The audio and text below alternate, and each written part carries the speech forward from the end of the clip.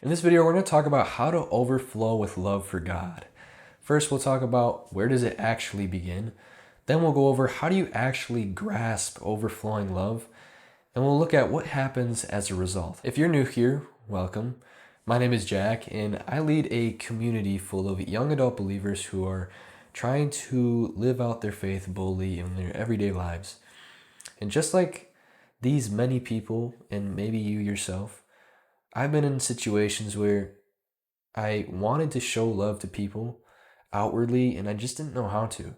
But after starting this community and having support from all these different kinds of people, I've been able to grow in that love and actually be overflowing with love. And as a result of this, I wanted to share it with you. Just recently, we went through a devotion talking about where overflowing love comes from. And we discovered that it doesn't come from our own efforts.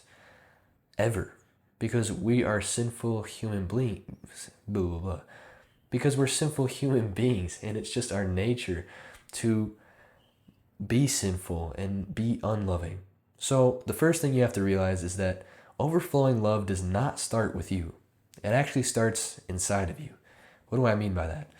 You see, when Christ died and raised himself from the dead, he gifted you his Spirit. And that same Spirit that lives inside of you unifies you with Jesus Christ. And if Jesus Christ did the impossible of raising himself from the dead, can you imagine what kind of power he must possess that he lives inside us and also raised himself from the dead? That's just nuts. So the first thing you need to realize is that overflowing love starts with the power of Christ, not you and not your own efforts. And if we actually take a look at Ephesians chapter 3, verses, I believe, 16 through 17, this is what it says. And this is Paul praying, or this is a prayer that Paul is making for the people, for us. He says, verse 16, I pray that according to the riches of his glory, speaking of Jesus, he would strengthen you with power through his Spirit in your inner self. So what do we know just from this verse? I mean, what I just said is that the Spirit is in ourselves, and he can strengthen us with that same power that Jesus used to raise himself from the dead. That's the first point. Verse 17 says, so that Christ may dwell in your hearts through faith, then being rooted and grounded in love. So because Christ dwells in our hearts, and we believe this because of the faith that he gives us, we can be rooted and grounded in love, that same overflowing love that you and I are seeking. So where does overflowing love begin? It begins in our heart. It begins with the power of Christ. And now your next question might be, well, this same love, it starts with Christ and it starts with his power. Well, what does that have to do with like overflowing love? Power and love, they're not the same thing, right? Well, that overflowing love, let's just talk about how powerful it really is. And to help you picture this, I want you to think about, what if God decided to put his love into a box? You'd probably think, well, that's impossible, because you and I both know that God's love has no limits. Let me show you what I'm talking about. In verses, let's see here, I believe it's 18 through 19, this is what it says. I pray that you will be able to comprehend, along with all the saints, how wide and long and high and deep his love is. Let's just stop right there. So Paul is praying here that we would comprehend the limits of Christ's love. But little do we know, Christ's love is limitless. Let's just go through the measurements it talks about. It says how wide. When we think about how wide, if we put Christ's love into that box, how wide could that box be? It couldn't fit God's love. The sides would just break out. That's how wide his love is. And to actually put this into perspective for you, Christ's love is so wide Christ's love is so wide that it extends to all people. That's how wide it is, okay? All people. It doesn't just stop at you. It doesn't just stop at me. It doesn't stop. It goes to all people, okay? So that's how wide his love is. So just think about that box, just the width just breaking. There is no wall for that. Then it says, and how long? How long is this box? Well, if we think about Christ's love, it's been there since the very beginning, and it will be there forever. That's how long Christ's love is. It's forever. It's eternity. There is no time constraint. There is no length that can limit Christ's love. And the third thing, it says, and how high. How high and how deep kind of go together. But let's look at how high first. So how high does the box have to be in order to fit Christ's love?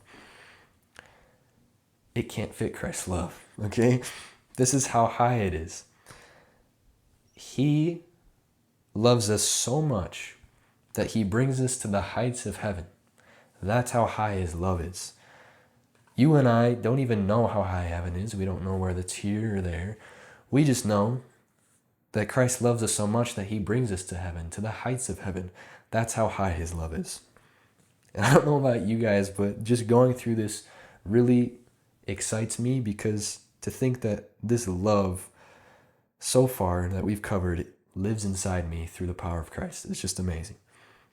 The fourth point I have, or sorry, not the fourth point I have, but the fourth measurement it uses is how deep his love is. This is kind of the same as the height, but if you were to reach into the box, there would be no bottom, because Christ's love, like we said, is limitless.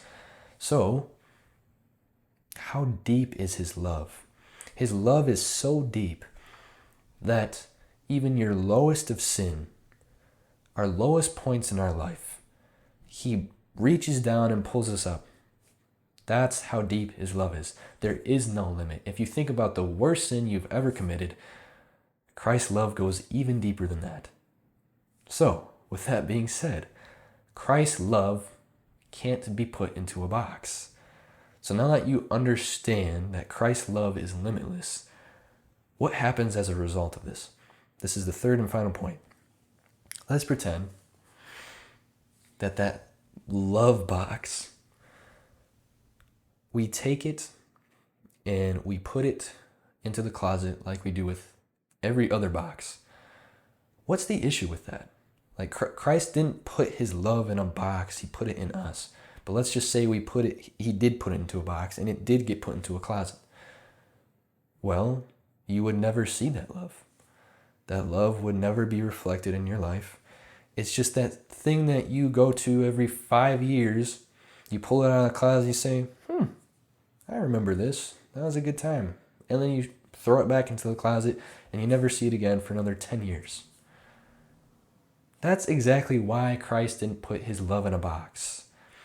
Christ put his love in you so that you can reflect it to the whole world. You can share that same love with the whole world. Why? Because Christ lives inside you, and that same power, like we said before, that he used to raise himself from the dead lives in you. So, that overflowing love that you and I all strive for, you are capable of because of Christ. Now, one more question you might have is, well, how can I do this if I'm alone? Well, you don't have to do this alone because Christ lives inside of you. And we show this throughout our community every single day in our devotions. And if that's something you would like to be there for and you want that support, I'll leave the link down below and you can go ahead and join the community. It's free right now. It'll probably be free forever. I don't plan on changing it because, again, I want to show that overflowing love to you guys. God bless your day, and I'll see you in the next one.